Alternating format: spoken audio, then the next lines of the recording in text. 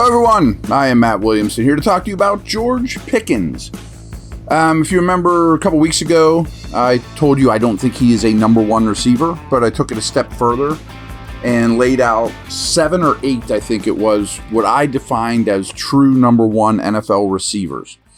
And then there was another 22 names, including Pickens, but I will say he was at the bottom of those 22, of guys that could get into that true number one status.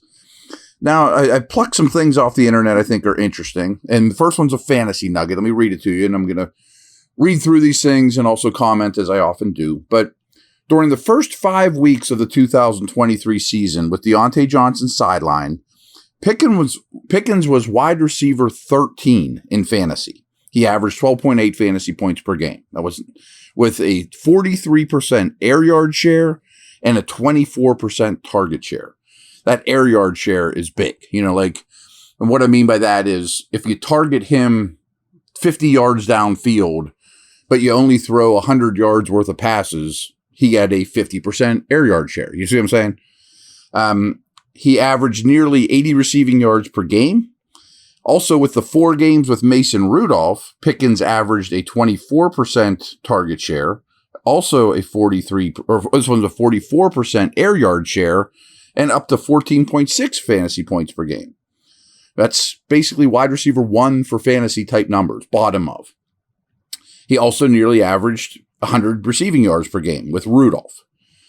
So, we also think this is a fantasy nugget too. Wilson and Fields offer more upside than Pickett, because we saw what Rudolph could do with them. We saw Wilson was 8th in deep ball rate last year in terms of how often he threw deep. He was the 8th highest percentage, as well as into the end zone. So we do think there's a lot of good stuff production-wise for Pickens, of course. Now, first off, let me tell you about BetOnline. BetOnline is your number one source for all your summer sports this season for Major League Baseball, golf, NBA, and NHL playoffs. All the latest stats, news, and scores available to follow for your favorite teams. Get the latest odds and lines, including the latest team matchups, player props, and odds on just about every sport out there. Head to the website today or use your mobile device to get in on the action. BetOnline, where the game starts.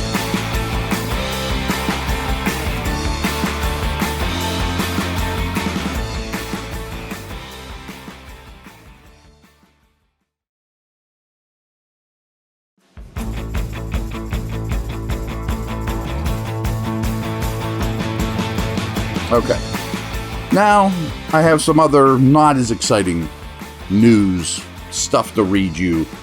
And it comes from who I think is really, really good at receivers in particular, but also really good analyst, Matt Harmon.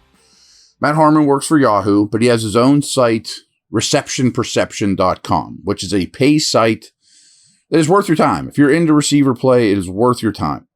And he broke down Pickens he watches a ton of tape, but doesn't watch every snap, but he watches a very high percentage of the snaps. He broke down Pickens as he does all top receivers as a prospect coming out of Georgia after his rookie year. And then his reception perception of George Pickens just came out last week. And instead of just picking nuggets out of it, I just want to read it to you and kind of go through it. And it might bring you back to earth a little bit on Pickens, but don't take it the wrong way that this guy has no chance or anything like that. So here we go. So if you read his rookie reception perception profile, you knew his skill set showed many reasons to be excited going into his second seasons, but some questions still need to be answered. After a productive but volatile second season, the highs and lows have been both vindicated in his game. The good news is that Pickens did develop and improve in some critical areas, which put him further along that volatile starting X receiver axis, which is exactly what you want out of him. However, we're still in a discovery phase to see if it can reach the ceiling of being a consistent number one perimeter option. So he's got a chart here with all of his routes. He's got a chart of how they used them. I'm not going to dig real into that, but I am going to dig into this chart where his success versus man, zone, and press. Press is the hardest thing. It's the most important thing. So he is in the 50th percentile and success rate versus man. Now, this is important to know. This is only the people that Matt Harmon charts. He didn't chart the guys at the bottom of the roster. So this is against all the, what we'll call the top receivers in the league. But he charts like 50, 60, 70 of them a year.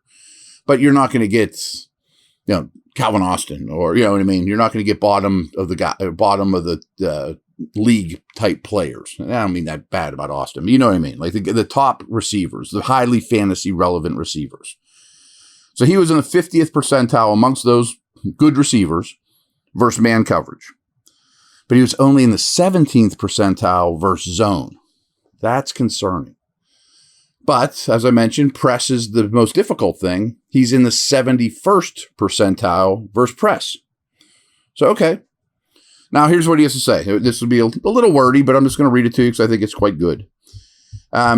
Everything about Pickens' prospect in year one profiles towards the X-receiver position being his best long-term home in the NFL, even if Deontay Johnson had previously held it down there for Pittsburgh. As expected, he lined up there, and Johnson took more reps at flanker than in any previous season. Good. Pickens took just under 80% of his sample snaps outside and was on the line for just about 82%. We should expect him to continue to operate in that position, even if there are some parts of his development that could further use refreshing. 100% agree with all that. Pickens' overall success rates versus coverage metrics look similar, but certainly improved from last season. He remained a reliably good press coverage beater off the line. He jumped from the 34th to 50th percentile in success rate versus man, and improved off his hideously low rate versus zone. He was in the 5th percentile, 5 percentile as a rookie. So the zone stuff was bad, but it's getting better at least. So that part I think is improving, of course. He definitely was better in year two. Some of this advancement was due to a bit more diversity than his rookie year in his route tree. And his route tree as a rookie, he ran 32.5% of his sampled patterns were go routes. That's ridiculous. And it's just bad coaching, frankly. I mean, what are you doing? One of the pushbacks I hold to the constant complaining about Pickens running a ton of 9 and corner routes is you're ultimately asking him to do less of the thing he does best. He has excellent build-up speed and release moves against press that, combined with contested catch ability, make him a tough cover down the field. No doubt. He was much better on base NFL routes like the slant, curl, and dig in year two, but still somewhere around average to slightly below depending on those patterns. He was used there, especially when working against tight press coverage, but his best work will always come on vertical routes. But let's not rob Peter to pay Paul. I'm still a little undecided about Pickens' potential as a yard after the catch threat, and I agree with Matt on this. Some of his run after the catch metrics were strong last year, but you can argue that they were artificially inflated by big plays. That's also reflected in his data, where he went down on first contact on 59% of his in-space attempts, but broke multiple tackles on 18%. The booms were tremendous, and those plays matter. His overall skill set and deployment, both in college and the pros, just don't lend themselves to being a dominant yards after the catch option. That I kind of differ with. I think that he can be a really good yards after the catch option, but it is very boom-busty after the catch so far.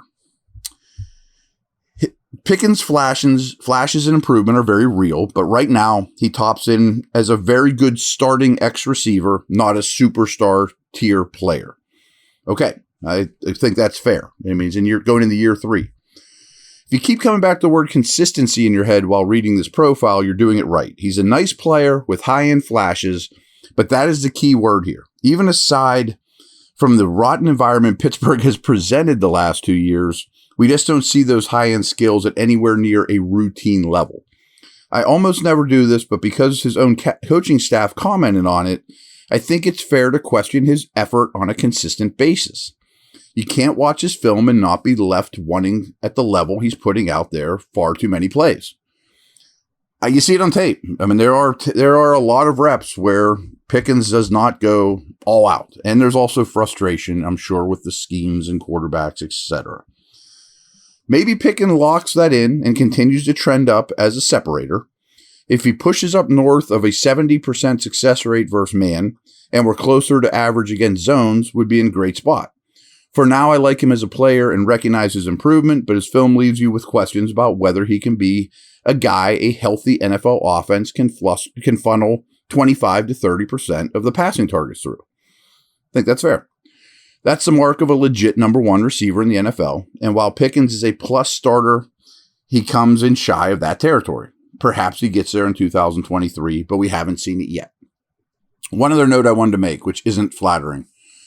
If you look at Pickens' highlight tape of blocks, wow, this guy loves to block. He's tough. He's competitive. He brings it. It's a little misleading because a lot of his killer blocks, his highlight blocks, come on the backside of run plays. They run right. He's frustrated. He crushes a dude on the backside of the play, the corner or whatever. A lot of times when they run his direction, this goes back to the effort thing, he could stick his face in there a lot more. And I think that needs to happen. So that's my last note. That's all I got on Pickens. I thought that was very informative. I agree with a very high percentage of it. All the ability in the world. I mean, he could be a superstar, but it doesn't happen overnight, folks. I mean, we took nice steps from year 1 to year 2. I think we're going to see steps forward, hopefully, from year 2 to 3. I think we'll definitely see steps forward from coaching, scheme, quarterback play. So, rest is on him. All right, take care.